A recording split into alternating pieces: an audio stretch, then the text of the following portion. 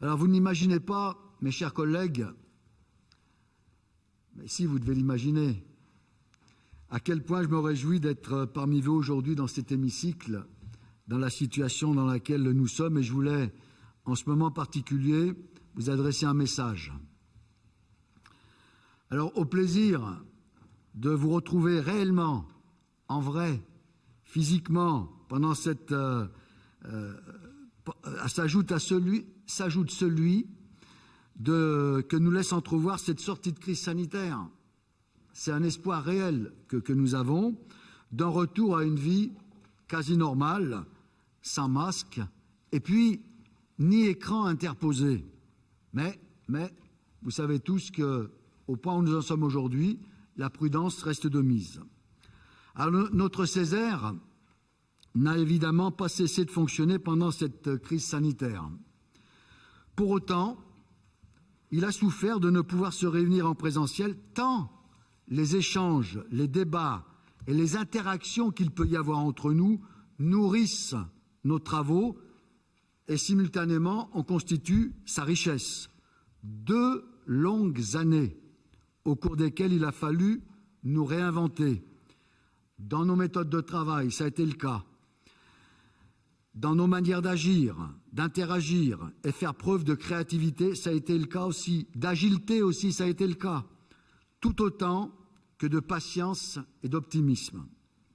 Même si ce retour à une vie normale reste fragile, nous le savons, d'un point de vue sanitaire, pouvoir à nouveau donner vie à l'engagement de notre Assemblée, ici, dans cet hémicycle, est un symbole fort. Mais cette joie de nous retrouver, et vous l'imaginez également sans peine, assombrie par les événements terribles qui se déroulent aux portes de l'Europe. Et j'ai souhaité que le Césaire puisse manifester son soutien sans faille et sa solidarité avec le peuple ukrainien, avec la société civile ukrainienne qui se bat pour la liberté. Ainsi, j'ai sollicité Pierre Robillard, que j'ai vu arriver, président de la commission coopération internationale Europe et fonds structurels, pour qu'un vœu puisse être présenté en Assemblée. Il a été déposé sur votre bureau et on le fera aujourd'hui. J'ai souhaité également que se trouve dans mon dos le drapeau ukrainien, signe de cette solidarité. Si cette grave crise internationale fait passer pratiquement en arrière-plan les échéances électorales à venir, elle nous rappelle combien la démocratie, notre démocratie, se doit d'être protégée, se doit d'être respectée. Tout cela nous oblige. Et derrière la partie visible, ostensible d'une campagne présidentielle qui irrigue les plateaux télé et réseaux sociaux, la campagne que nous qualifions de participative, de fond, est, elle, aujourd'hui, pour une grande partie, l'œuvre des corps intermédiaires que nous représentons. Et il est à déplorer, et nous avons eu l'occasion de le dire parfois, que les corps intermédiaires ne soient pas plus souvent sollicités par un pouvoir jugé trop vertical, et leur action et leur intervention ayant pourtant systématiquement prouvé leur bien-fondé. L'outil numérique, largement utilisé depuis quelques mois, permet une autre organisation des débats publics ou sociétaux, délivrée ainsi de certaines contraintes, en même temps qu'il offre aux organisations la possibilité de réinventer leur rapport aux politiques. Participation, nous l'avons tous fait, nous l'avons tous organisé, à des webinaires, à des tables rondes, des podcasts. Cette organisation permet ainsi d'entrer davantage dans les détails et la complexité des sujets tout en étant accessible au plus grand nombre. Qu'ils soient associations, organisations, groupes d'intérêt collectifs, qu'ils soient représentants du tissu social, associatif, syndical, professionnel, les corps intermédiaires permettent de faire passer des messages, de diffuser des idées, en résumé, de faire vivre les sujets sur le fond. Ils permettent aussi de contribuer à renouer le lien, retrouver Grâce à eux, la confiance largement éprouvée entre la parole politique et le citoyen. Certes, nous, au niveau du Césaire, nous ne tenons pas notre légitimité de l'expression directe des citoyens, mais la société civile que nous sommes en représente une grande partie. La grande diversité et représentativité de nos membres nous permet une connaissance très pointue des problématiques et un maillage territorial assez fin. Notre expérience professionnelle, notre expérience associative ou d'usage nous permet à tous d'être des acteurs précieux de conseils, d'alerte, mais également de prospective. Et c'est ce rôle qui fait de nous ce que nous avons déjà appelé à plusieurs reprises, et qui est un terme qui me convient parfaitement, des relais de confiance au cœur des territoires. Car celui-ci est bien d'apporter de la nuance, de la retenue, du recul, de l'analyse dans des problématiques qui sont abordées et relayées aujourd'hui de manière parfois un peu simpliste et pourtant si complexe et protéiforme. Notre dimension apolitique, la construction collégiale de nos avis, ainsi que notre présence au cœur des territoires, nous confèrent cette vocation à être ces relais de confiance. J'ai eu l'occasion de le rappeler à plusieurs reprises, le Césaire n'est ni dans le jugement, ni dans la critique. Le Césaire est un éclaireur, ancré dans des valeurs d'écoute, de dialogue et d'indépendance. Son rôle est d'accompagner, de faire des propositions, et sa vision experte et apolitique est complémentaire, véritablement complémentaire de celle des élus. Élus et corps intermédiaires ne sont pas en concurrence, comme à certains moments on nous le laisse croire.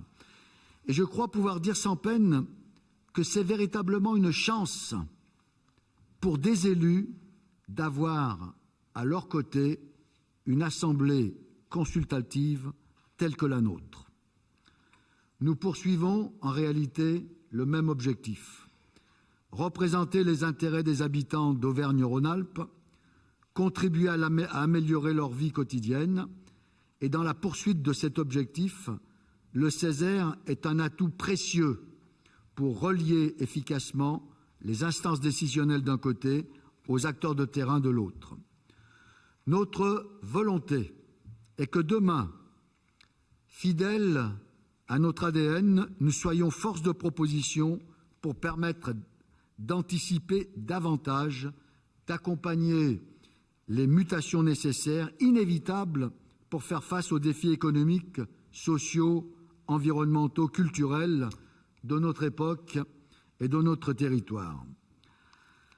Alors, mes chers collègues, que nous abordons la dernière partie de la mandature, notre cap est solide et ne faiblira pas. Il donne sens et corps à notre action et est basé sur des piliers qui sont solides: la démocratie, la proximité et l'utilité. Le Césaire, vous l'avez vécu, a évolué ces dernières années pour être aujourd'hui une institution plus visible et plus rayonnante. Il le doit à son travail, à votre travail à tous, à notre volonté commune de nous ouvrir davantage sur l'extérieur pour nous faire mieux connaître et faire vivre nos travaux. La présence et l'action de nos vice-présidents au cœur des territoires y contribuent grandement. Mais nous le devons aussi à nos travaux. Ils sont d'une grande richesse.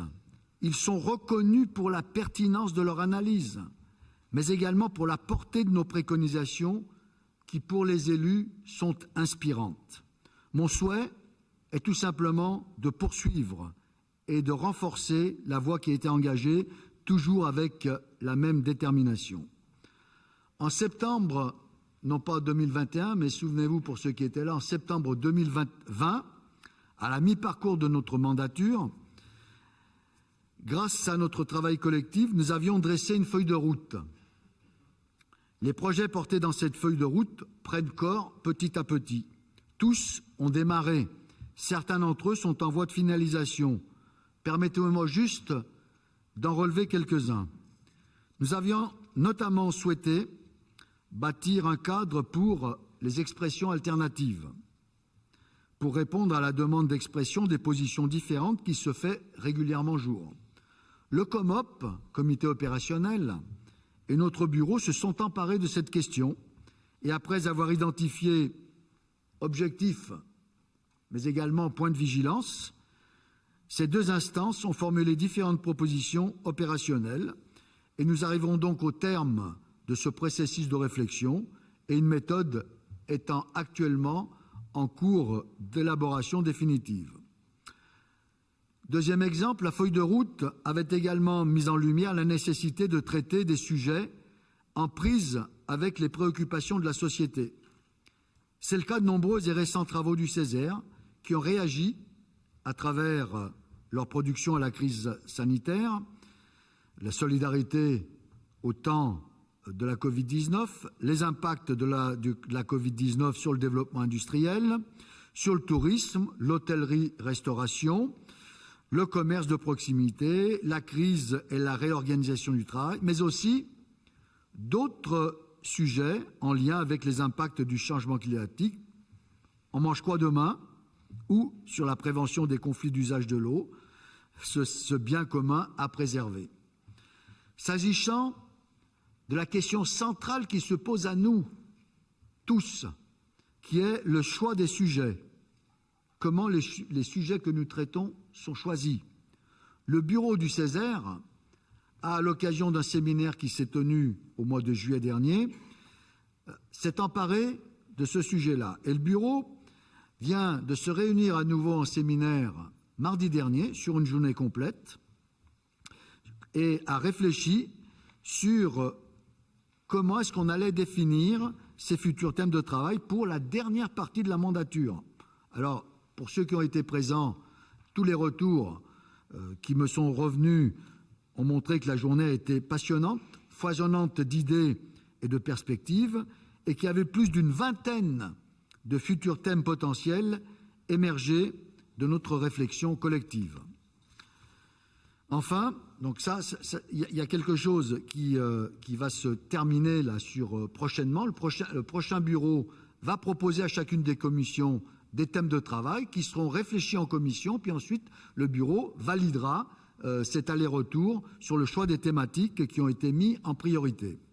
Et enfin, pour être en prise avec les attentes du citoyen, le Césaire s'est interrogé, ça faisait partie de notre feuille de route, sur les nouvelles formes de démocratie participative, un sujet dont se sont emparés également le COMOP et le bureau, établissant un cadre ainsi qu'une méthode pour une meilleure implication des citoyens, et ce, dans les 3 phases d'élaboration de nos contributions, c'est-à-dire avant les travaux, pendant la phase des travaux, et à l'issue de celle-ci après le vote. À titre d'exemple, nous avons en cours aujourd'hui un questionnaire qui a été adressé à tous les lycéens de notre région et qui fera l'objet d'un retour ici.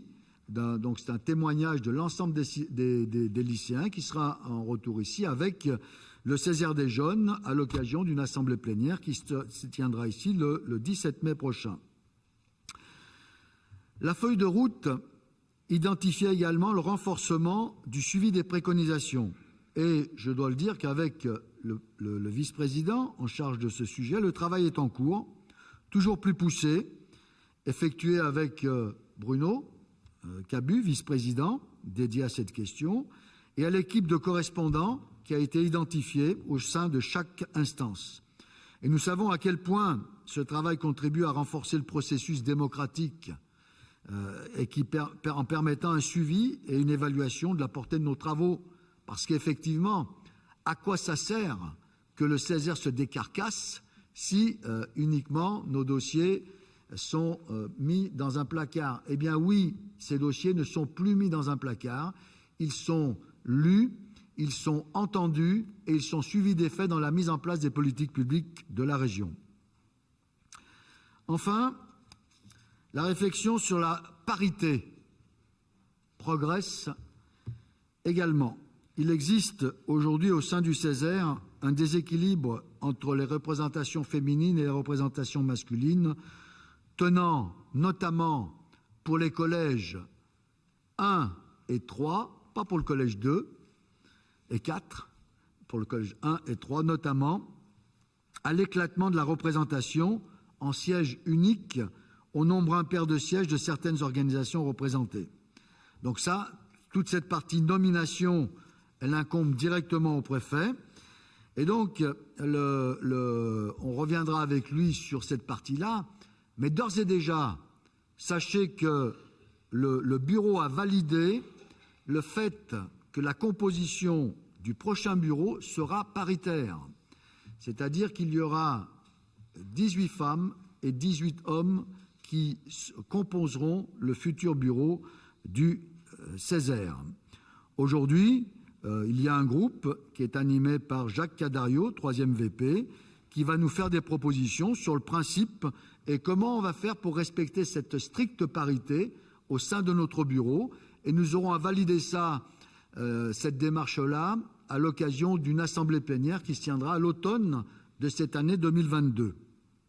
Alors, cette feuille de route qui a été adoptée en assemblée plénière en septembre 2020 nous engage encore plus vivement aujourd'hui, après 2 années d'une crise qui a fait naître de profondes aspirations de changement, des exigences de transformation économique, sociale, environnementale et culturelle.